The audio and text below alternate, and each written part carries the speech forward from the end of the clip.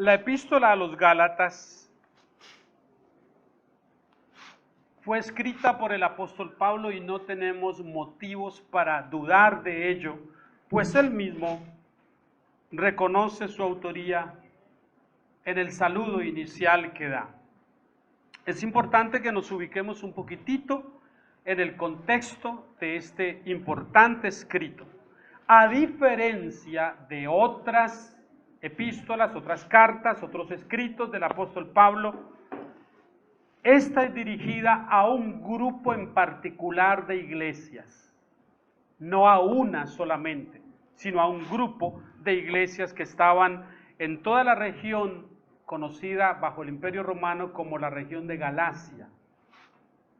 Y se llama Galacia porque fueron los galos que vinieron desde el norte del continente europeo a esta región y se asentaron allí, básicamente, más exactamente los así llamados celtas, fueron los que llegaron allí.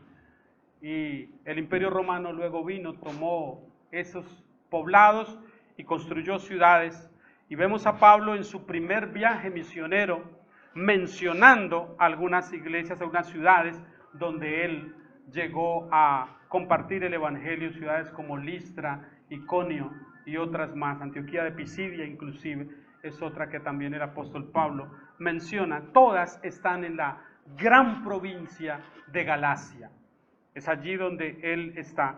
Y en el primer viaje misionero es cuando funda todas estas iglesias. Las experiencias, si usted quiere conocer todo lo que Pablo vivió en ese primer viaje misionero, puede leerlo en el capítulo 13, 14 y 15 del libro de Hechos, donde él nombra los lugares particulares donde estuvo y las circunstancias y las situaciones que tuvo que vivir. Hemos mencionado en varias ocasiones lugares como Listra, a donde llegó para predicar el evangelio. Inicialmente algunos le escucharon, pero luego lo agarraron a piedra, de tal manera que lo pusieron en las afueras de la ciudad, habiendo creído que lo habían matado. Quienes hacían esto, quienes se oponían al mensaje del evangelio que Pablo compartía, no eran propiamente judíos, sino que gentiles también se unían para no hacer caso de lo que Pablo predicaba. Así que nosotros no estamos ante nada diferente cuando predicamos el evangelio. Entonces entendemos eso, y es importante que estemos ubicados para que sepamos con certeza ¿por qué Pablo escribe esto? ¿Y cuál era la situación que se estaba presentando en esas iglesias? Tempranamente, es lo que él da a entender en su escrito, tempranamente estas iglesias, que eran en varias ciudades, después de que Pablo se fue, fueron visitadas por lo que Pablo llama, con nombre propio, falsos maestros. Vinieron a visitar las iglesias para alegrarse aparentemente de lo que estaba pasando, pero decirle a las personas que el evangelio que Pablo predicaba estaba incompleto. Si eran judíos los que llegaban a las iglesias, entonces decían cosas como estas: está muy bien que por medio de la obra de Cristo seamos justificados, pero lo que no está bien es que dejemos algunas prácticas de nuestro judaísmo.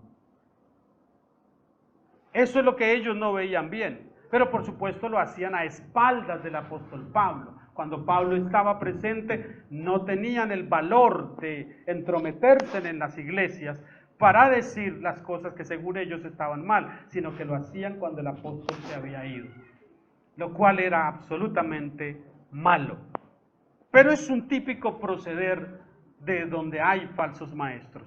No son capaces de encararse con quien puede igualarse en algún grado de conocimiento con ellos, sino que lo hacen con personas que creen ellos no tienen mucho conocimiento. Y básicamente, específicamente, el punto que ocupa a Pablo es porque estos judaizantes enseñaban a los hermanos que era necesario que ellos se circuncidaran. Eso nos pone ante una situación muy compleja, porque obviamente, sin darse cuenta, estaban haciendo también una segregación en la iglesia de Cristo. Cuando Pablo había dicho que en Cristo no hay varón ni hembra, sino que el Evangelio es para todos como un solo conjunto. Y estos venían a decir que era necesario circuncidarse, separando entonces la iglesia entre hombres y mujeres, porque solamente los hombres pueden ser circuncidados. Y que entonces de las mujeres. Y no hablaban de una circuncisión que no fuese física, sino que hablaban de eso. Lo peor es que al decir esto, ellos estaban diciendo que la obra de Cristo no era completa, que era insuficiente y que por lo tanto tenían que practicarse la circuncisión, diciendo con esto que era necesaria cierto patrón de la ley del obrar para poder ser justificados con Dios. Añadían entonces a la fe la circuncisión. Ese es el caso específico de Gálatas. Y Pablo dirige ese escrito a las iglesias para decirles, no es así.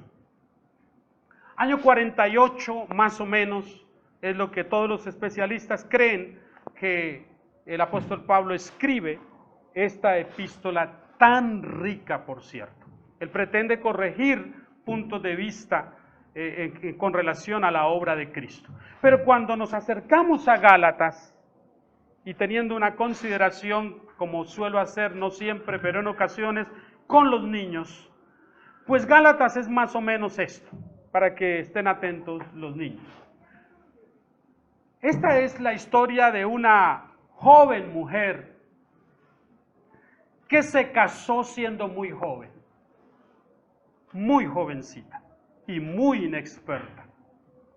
Y entonces cuando va a la casa con su esposo, ella tiene mucha nostalgia por su casa paterna, porque no ha conocido otra cosa que la casa de papá y mamá. Un día, sin que hayan transcurrido muchos meses de matrimonio, ella decide volver a casa de su padre. Y en casa de su padre va y se refugia en una casa viejita, casitas de esas que hacen para jugar muñecas. Y ella está jugando con las muñecas allí, recordando su infancia y los buenos tiempos que pasaba en ese lugar. Su esposo viene a buscarla y la encuentra allí, y con manos cariñosas se acerca a ella, la carga en brazos, la lleva de vuelta a su casa y le hace saber que ella está ahora en una nueva relación y que debe aceptar por el bien de ella misma que esto es bueno.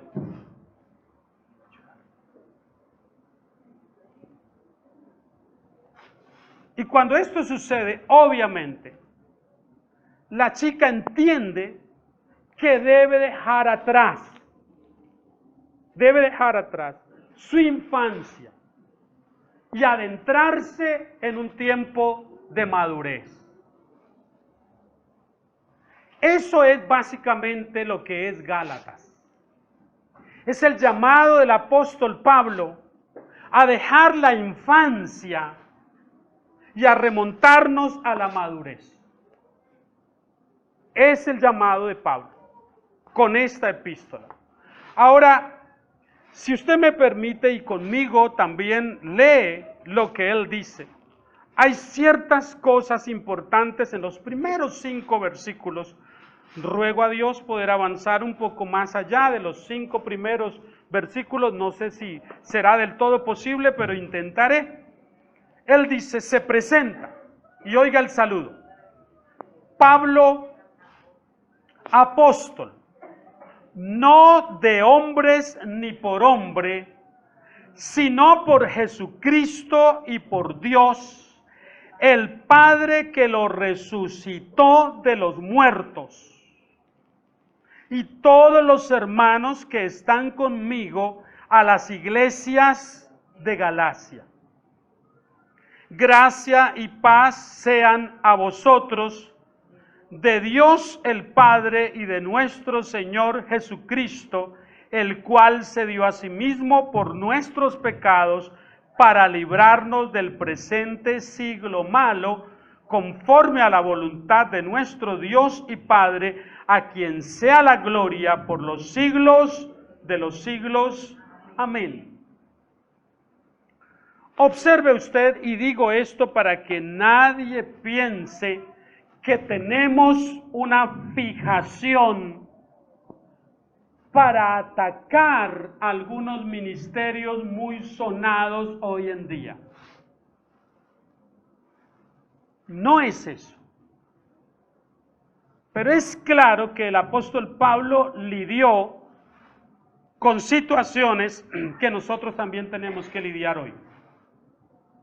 Falsos maestros han existido siempre. Pseudoapóstoles han existido siempre. Por eso en el saludo que Pablo da, él dice, Pablo, apóstol. Y si nosotros nos detenemos un momento a pensar lo que es un apóstol, más allá de su etimología, del origen de la palabra, que significa uno que es enviado, esa es la etimología básica de la palabra apóstol, uno que es enviado. Si nos detuviésemos solo ahí, pues entonces cualquiera de nosotros que se envía a hacer algún asunto, algún mandado, sería un apóstol. Pero la palabra tiene una acepción mucho más profunda, y más en los escritos paulinos.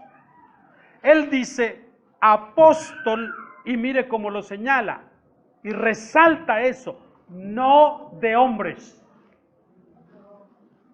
Lo que Pablo está diciendo ahí son dos cosas. Dice, es posible que haya unos que son nombrados apóstoles por hombres, pero no es el caso mío, dice él. A mí no me nombró ningún hombre como apóstol, dice Pablo. De paso, él está diciendo que no lo nombró ningún hombre, porque ningún hombre tiene la facultad ni la prerrogativa de nombrarse a sí mismo apóstol, ni de nombrar a otros apóstoles.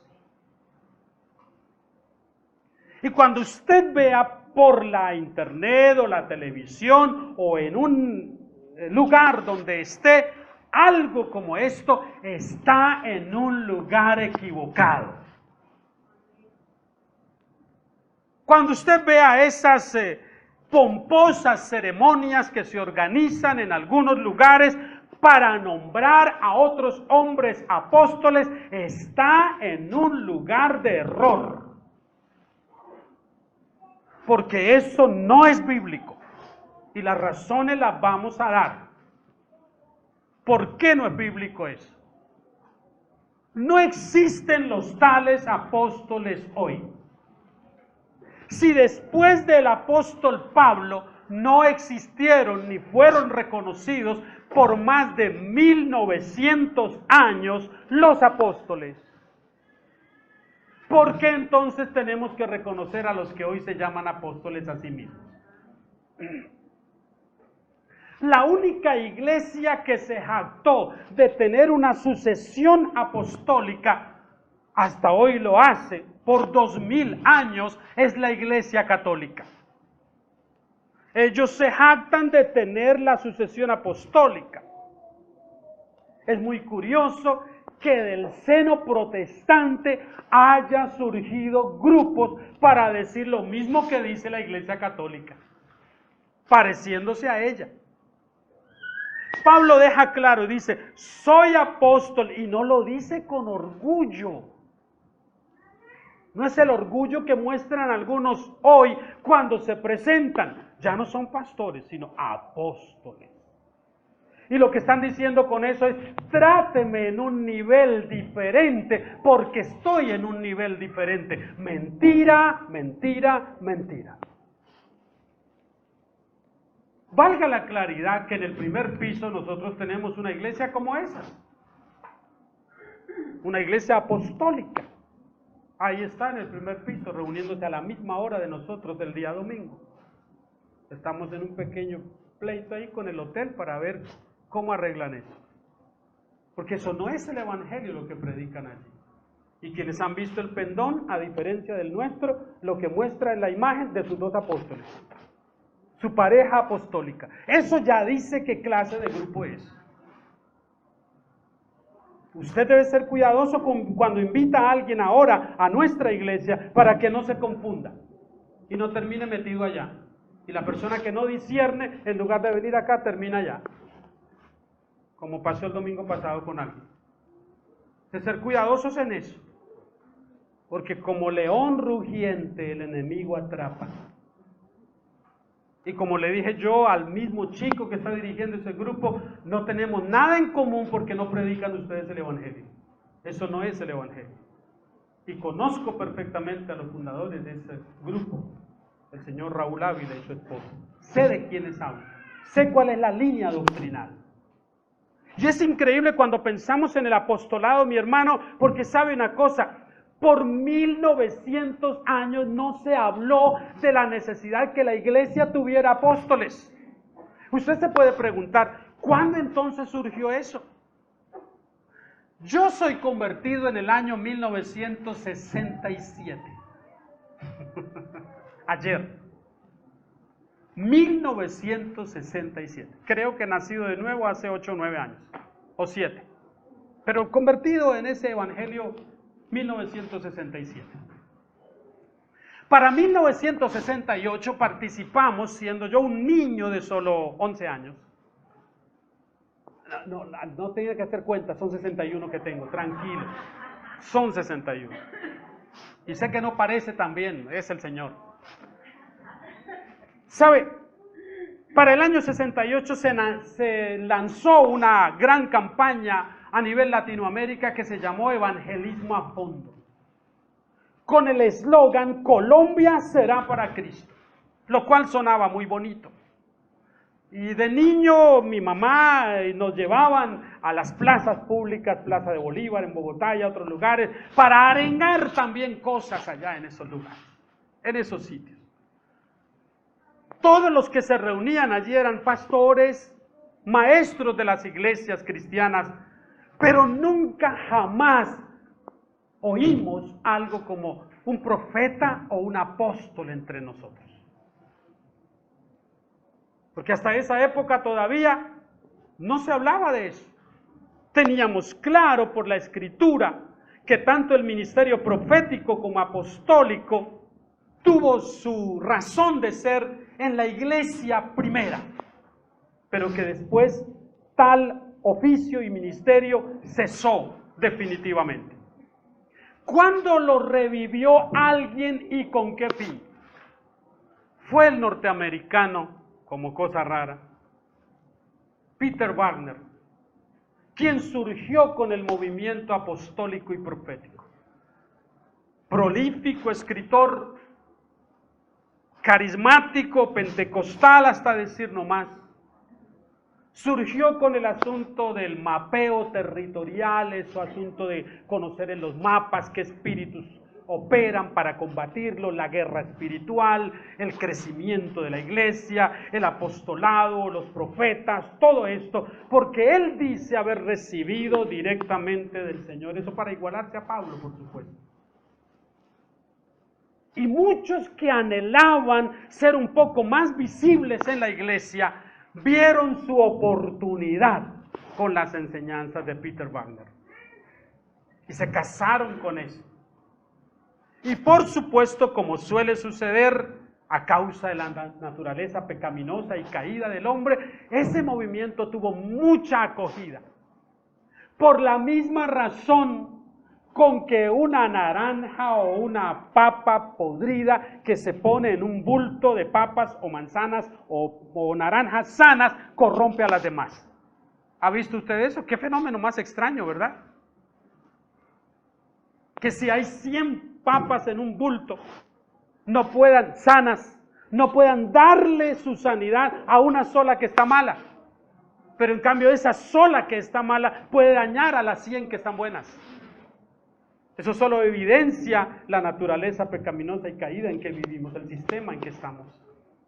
Así que el movimiento fue seguido rápidamente y se extendió como pólvora en América Latina y luego en el resto del mundo. Él es el responsable del movimiento de la tercera ola y todo esto, de las caíditas hacia atrás, y, el hablar al oído porque Dios me está mostrando y me está diciendo y esto. El responsable de todo esto es Peter Wagner.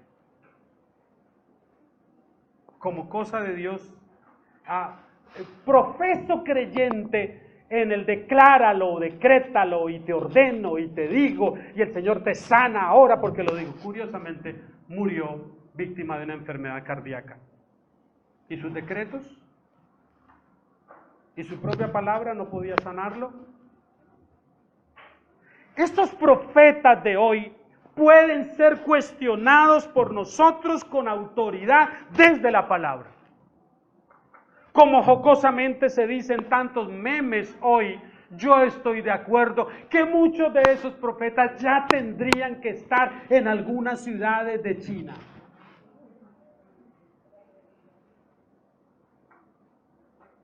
La semana antepasada se llenó la boca el gran Guillermo Maldonado cancelando el ingreso de coronavirus a América Latina, y a la semana siguiente ya habían 2 casos en Puebla, México. ¿Dónde están sus decretos? ¿Dónde está su autoridad y poder? Esta clase de salidas en falso de estos profetas de hoy nos dicen que no son ni profetas ni apóstoles del Señor.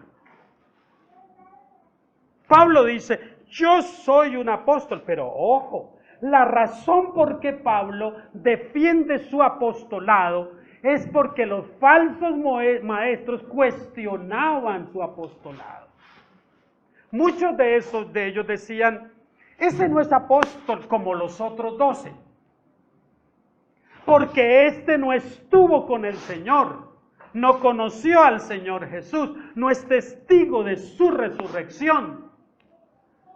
Pero en Corintios, en Filipenses y en el propio Gálatas, el apóstol Pablo va a exhibir y va a rechazar ese argumento diciendo, yo he visto al Señor crucificado y resucitado, se me apareció a mí, dice Pablo. Entonces los profetas de hoy y los apóstoles usan el mismo argumento. Y cuando usted escuche a alguien diciendo que el Señor se le apareció para decirle tal cosa, dígale que no coma más frijoles trasnochados, porque eso no es posible. El Señor no aparece a nadie hoy. Él está sentado a la diestra del Padre. Y si alguien dice que se le apareció y le dijo tal cosa, se le apareció otro menos el Señor. Él no hace apariciones como esas. ¿Estamos? No las hace. Es un charlatán, es un mentiroso. Imagínense en la ciudad de Buga, donde nosotros fuimos pastores, de pronto unas personas recién convertidas, cuando íbamos a visitarles, intentando discipularles un poco, toda la entretención estaba en el hecho de que el Señor aparecía a su hijita menor para ponerse a jugar canicas con ella. ¿Usted puede creer algo más absurdo como eso? Y la mamá, con cierto orgullo, decía, es que él viene y visita a mi hija y se pone a jugar con ella y entra hasta el cuarto de muñecas. ¿Qué demonios es el que está viniendo acá? No me diga que es el Señor. Y andaban entretenidos con eso, y su esposo jamás salió de la adicción a la heroína.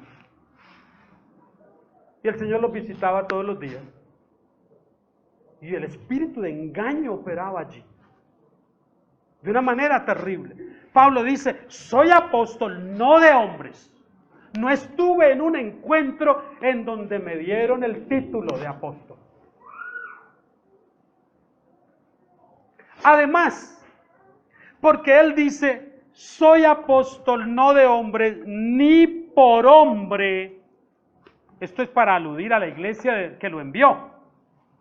La iglesia que lo envió a él y a Bernabé, capítulo 13, 14 de Hechos, es la de Antioquía de Siria. es la iglesia que lo envía. Y Pablo lo que está diciendo es, no fueron los diáconos de esa iglesia que impusieron sus manos sobre mí y declararon que yo era apóstol. No, no soy apóstol por eso. Soy un enviado del Señor. El Señor Jesucristo es quien me envía a mí. Tan cierto es eso que en el trasegar de su vida, Pablo demostró que dependía del Señor. Él no dice, no le está restando importancia a la iglesia que lo envía, pero él no está diciendo que la autoridad apostólica que él tiene descansa sobre esa iglesia. No. Dice, por encima de la iglesia está el Señor. Y el Señor fue el que habló y el que dijo a través del Espíritu Santo que debían apartarnos a Bernabé y a mí para el ministerio a los gentiles. Así que las credenciales de Pablo no pueden ser cuestionadas, aunque algunos se atreven a cuestionarlas hoy. Es muy curioso porque muchos grupos ven en Pablo algunas cosas que los atacan a ellos, entonces lo desprestigian, pero ven otras cosas que les sirven para sus prácticas, entonces las toman. Es que Pablo dice tal cosa, pero luego dice, no, a Pablo no hay que oírlo mucho porque tal cosa. Al fin, ¿cómo es? Según lo que les convenga. Y él dice, no soy apóstol de hombres ni por hombre, sino por Jesucristo y por Dios el Padre que lo resucitó de los muertos. Con estas dos cosas él está diciendo esto. Los únicos facultados, los únicos que tienen la prerrogativa para decidir que alguien es un apóstol, es Jesucristo, el Hijo y el Padre. Pero eso se dio una vez en la historia de la iglesia y nunca más se repitió. Y si usted lee con cuidado toda la Escritura, va a descubrir lo que el mismo Señor enseña, que el apostolado, los apóstoles y los profetas del Antiguo Testamento fueron la base sobre la que se levantaría lo que hoy es la iglesia. Dice, fundamentados sobre la base de los apóstoles y los profetas. Esa es una de las razones que nosotros tenemos para no creer en el apostolado de hoy, porque el fundamento, así como usted no pone un fundamento para una casa 2 veces, usted no echa cimiento 2 veces, ¿o sí? Cuando se está construyendo una casa, se pone un primer cimiento y luego se pone otro cimiento. No. Después de que se puso el único cimiento, se comienza a hacer la construcción. Los apóstoles y los profetas fueron cimiento. Y cuando ya se cimentó eso, después entonces se levantó la iglesia, lo que hoy nosotros somos. Por otro lado, los apóstoles eran atestiguados con señales. Pero las señales, ¿qué son al fin y al cabo, sino solo señales? Una señal en el camino, cuando usted va manejando en carretera, tiene el propósito de anunciarle algo, pero es solo una señal, nada más. No es un destino, no es un lugar determinado al que usted llegará. Hay una señal que dice a 30 kilómetros por precaución. Ande a 30 kilómetros porque algo le está diciendo esa señal. Pero usted no se para en la señal para dar gracias porque ya llegó a su destino. No, la señal es solo un indicador. Una vez que usted la toma en cuenta, debe seguir su camino y considerar, y la señal quedó atrás. Las señales dadas para los apóstoles cesaron como su oficio también, porque ya no tienen razón de ser. Explico un poquitico. ¿Cuáles señales cesaron? ¿Cuáles? Todas las que el movimiento apostólico y profético y herético tratan de sobrevivir hoy. Milagros portentosos, cruzadas de sanidades, palabras de revelación y esto y lo otro, todo eso ha cesado hoy. Entonces, ¿Dios no sana hoy? Entonces, si cesó el ministerio y el don de sanidad, Dios nos sana hoy. No estamos diciendo eso. Dios sana hoy si Él soberanamente quiere hacerlo. Lo que no creemos es que existan hombres o mujeres, porque son hoy más las mujeres que los hombres en ese campo, que dicen tener el don de sanidad como un patrimonio que Dios le dio a ellos exclusivo y nada más. Y la prueba de que no lo tienen es que terminan simplemente orando y deseando la sanidad de algunas personas, pero finalmente no vemos que suceda. Si alguien tiene el don para sanar indiscriminadamente a otra persona y ha sido enviado a eso, estamos diciendo que es un apóstol. Y estamos diciendo que tiene el don de sanidad. Y si tiene el don de sanidad para usarlo de manera indiscriminada, los mejores lugares donde tendrían que aglutinarse todos estos sanadores sería en los lugares de cuidados intensivos, de los hospitales, en los lugares de reposo. ¿No le parece? Sería en lugares así, no en campañas masivas o a través de la televisión, donde de manera abusiva yo puedo decir, alguien allá en el otro lado me está viendo y tiene dolor de cabeza. De más que de los tantos personas que están viendo ese canal de televisión, alguien tiene dolor de cabeza. Eso no se llama el don operando, eso se llama adivinación. Y es abusivo. Y es verdad que estos apóstoles tuvieron esas señales que les acompañaron, pero cesaron porque el propósito de esas señales era atestiguar que el mensaje que predicaban era el mensaje que Dios les había mandado a predicar. Usted puede ponerse un poquito en dificultad y decir, y entonces cuando yo veo a un enfermo no oro por él. Claro, pero ¿cómo nos dice la Biblia que debemos orar por él? ¿Cómo nos dice? Con acción de gracias en el nombre de Jesús y esperando que sea Dios haciendo su voluntad perfecta en esa vida. Y si Dios quiere sanarle, le sanará. Pero ¿sabe?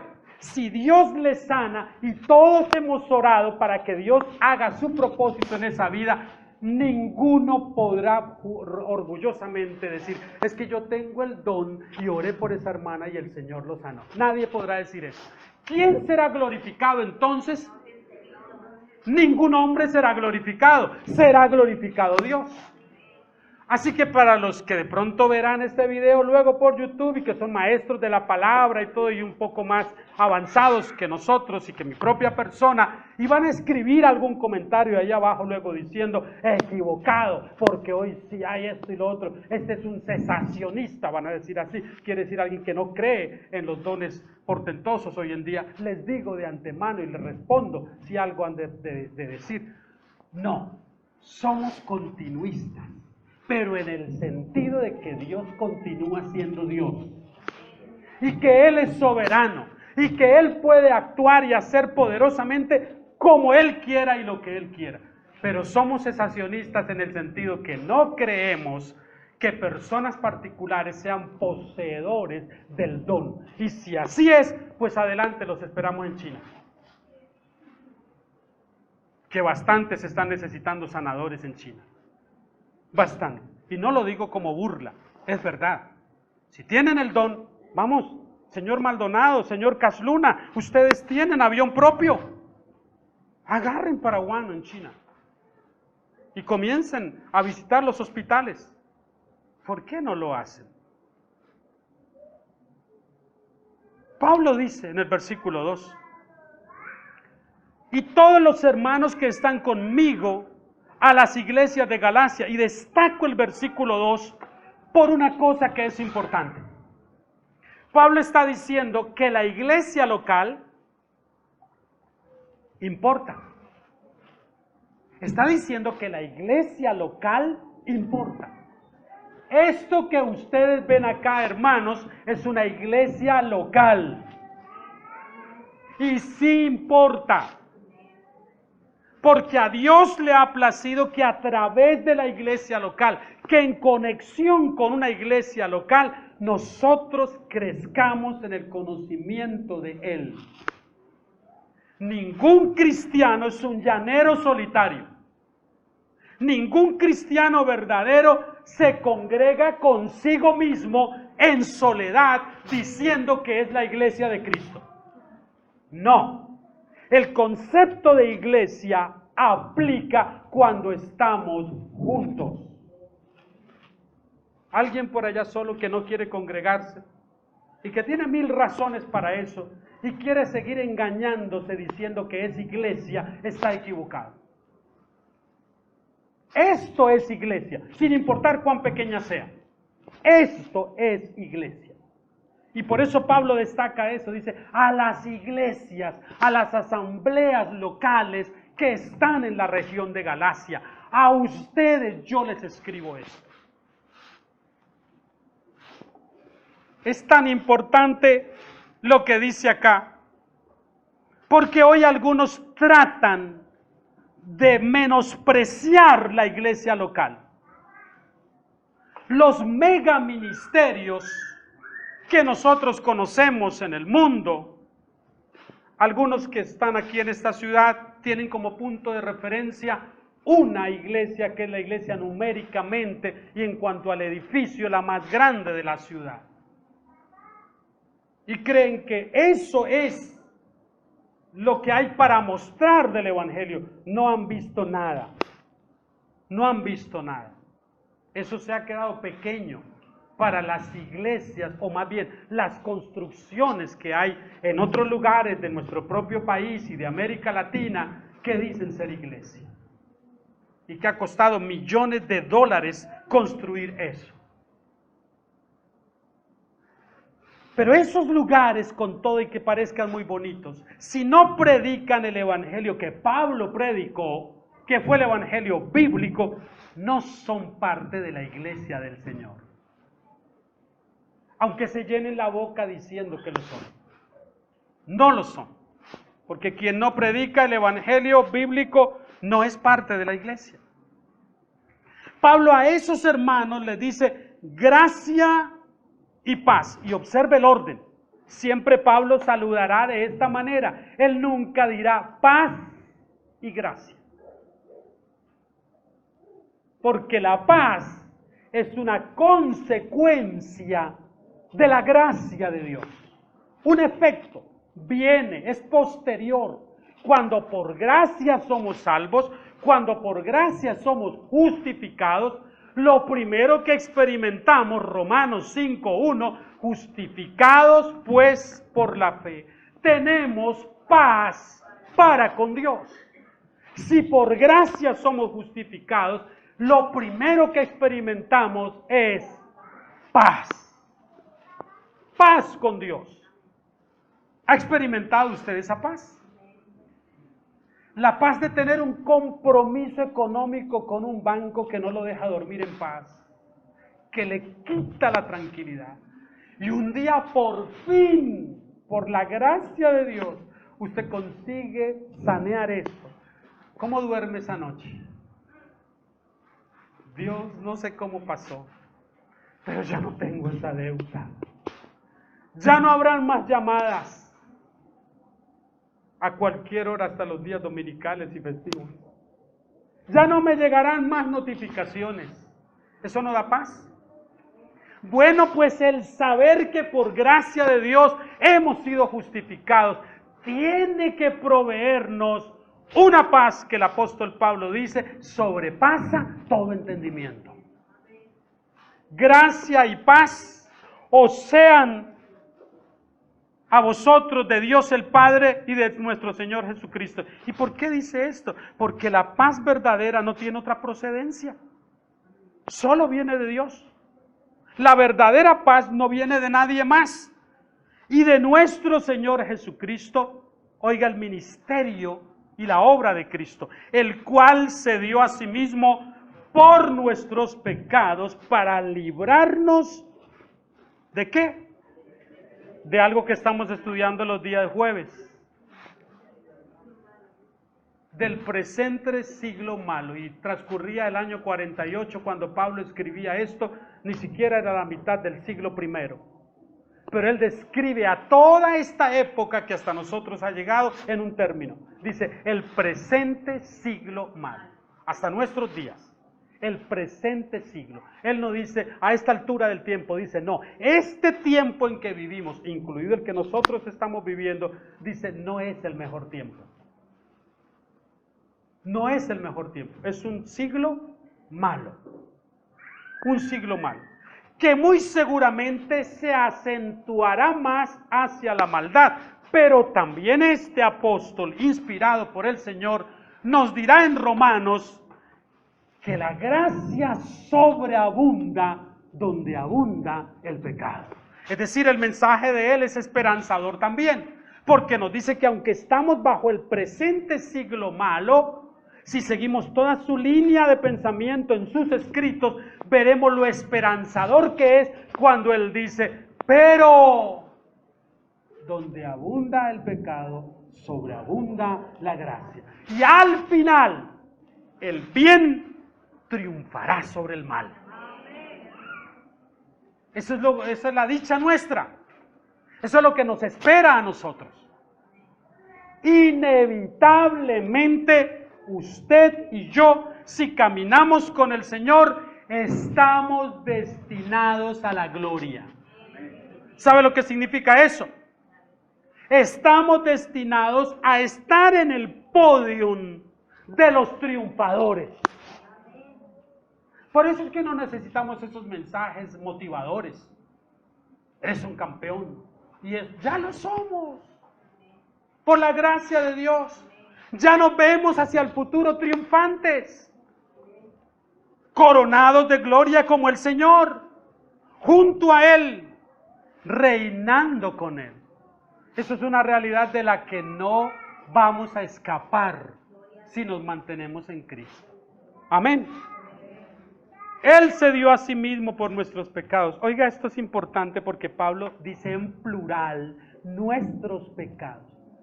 Primero en la cruz, Cristo trató con el pecado en singular. El pecado, como un todo. El pecado de la raza humana. El pecado de Adán, heredado a la raza humana. Él dice, trató con ese pecado. Pero trató también con nuestros pecados. ¿Con cuáles pecados?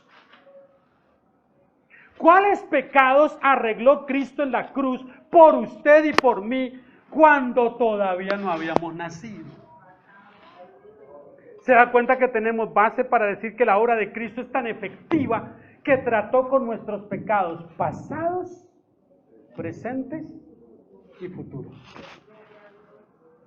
Ay, hermano, usted me está diciendo que yo puedo pecar mañana, inclusive deliberadamente, y el Señor ya perdonó eso. A pecar se dijo. Quien razone de esa manera no ha entendido la gracia de Dios. No es creyente. Pero eso no significa que eventualmente alguno de nosotros mañana, y le garantizo a cada uno de ustedes que todos nosotros mañana en la noche estaremos haciendo un examen de conciencia y diciendo, hoy no pasé en blanco, hoy también pequé. Se lo garantizo. Entonces eso significa que el sacrificio de Cristo sí es perfecto, porque cubre esas faltantes mías, esos pecados míos. Y eso es lo que Pablo le va a decir a estos Gálatas. Su mensaje va a ser directo, su mensaje va a ser, ustedes han sido justificados por la fe en Cristo y solo por eso, su desempeño no tiene nada que ver en esto. Se lo digo, mi hermano, para que usted piense una cosa. Hoy que tenemos cena del Señor, si usted no se siente preparado para participar de la cena del Señor, por algo que tiene que ver con su conducta o su desempeño, entonces usted es un creyente como los Gálatas. Usted es de los que cree que la salvación suya es por obras y no por gracia. Y que es por su desempeño. Y si todos nosotros aquí estamos esperando para estar en perfecto nivel de armonía y de santidad con Dios, para participar de la cena del Señor, entonces tenemos que esperar a estar en el cielo. Porque ninguno de nosotros calificamos, empezando por mí. ¿Entiende eso? Es por la obra de Cristo. Es por Él que yo soy apto para participar y entrar en el trono de la gracia. Es a pesar de mí y de mi pecado y de ser lo que soy. Eso exalta a Dios. Eso exalta a Cristo y me deja a mí sin argumentos. Lo único que yo puedo decir es gracias. Para librarnos del presente siglo malo conforme a la voluntad de nuestro Dios y Padre, que fue el que quiso salvarnos. A Él sea la gloria. Y si me dejan, lo dejo con un versículo de picado ahí, de aperitivo para el domingo. Pablo dice, olvídese del título que separa la porción. Pablo dice, seguido de esta exaltación a Dios el Padre, estoy maravillado de que tan pronto os hayáis alejado del que os llamó por la gracia de Cristo para seguir un evangelio diferente. Yo puedo entender lo que Pablo dice acá, porque si hay algo que uno como pastor siente tristeza y un profundo dolor, es cuando alguien que caminó con nosotros en el camino correcto volvió otra vez a la senda de donde el Señor lo sacó. Uno dice, ¿pero cómo? ¿Pero cómo pudo volver allá? ¿Por qué? No entiendo eso. Pero hemos vivido cosas como esas. Y seguro viviremos otros casos como esos. Demostrando con esto que no todos son. Y que el Señor solo atrae a los suyos. Como bien dije a un chico que hoy iba a visitarnos, finalmente no lo veo. Y cuando mostró interés por venir dije, si vas a nuestra iglesia no te va a gustar. Te advierto que no te va a gustar. Y si te gusta es porque el Señor te está trayendo. Pero si vienes por curiosidad, no te va a gustar. Vas a ir un domingo y no vas a volver el siguiente porque no es atractivo. ¿Y sabes por qué no es atractivo? Porque ninguna parte de nuestro culto tiene que ver con alguno de nosotros, ni para que alguien se sienta a gusto. Todo lo que hacemos tiene que ver con Dios y con su gloria. Nos importa que Él se sienta a gusto, aunque nosotros no nos sintamos muy a gusto.